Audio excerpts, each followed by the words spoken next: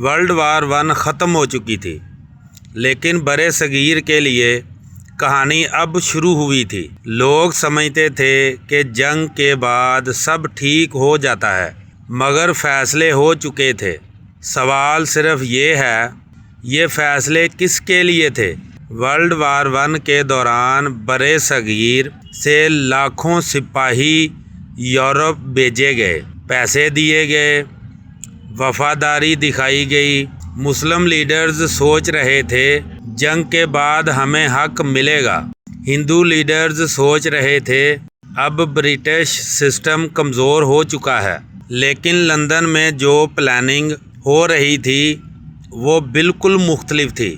Britain جنگ جیت چکا تھا، مگر اس کا اصلی ڈر جرمنی سے نہیں تھا، ڈر تھا ایک یونٹ برِ صغیر۔ اس لیے ایک سمپل رول اپلائی کیا گیا، رول کرو لیکن سیدھا نہیں۔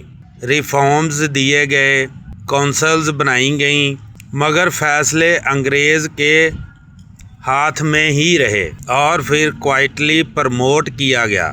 کمیونل پولیٹکس، مسلم لیگ اور کانگریس کو الگ سگنلز دیے گئے۔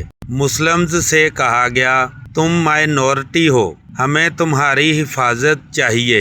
ہندوز سے کہا گیا تم میجورٹی ہو، تمہارا فیوچر سیکیور ہے۔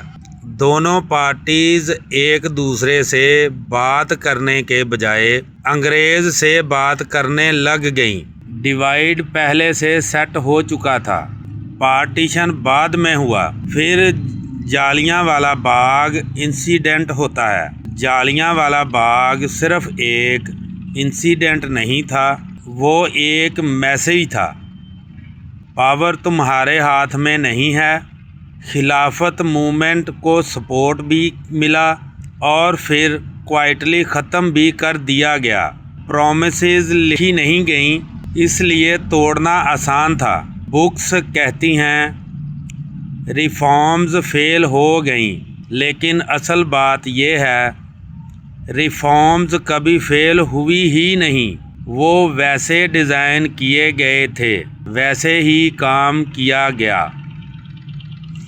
آج ہم ورلڈ وار 1 کو یورپ کی کہانی سمجھتے ہیں، لیکن برِ صغیر کے لیے یہ فیوچر لکھنے کا موومنٹ تھا، اور وہ فیوچر لوگوں سے نہیں، پاور نے لکھا۔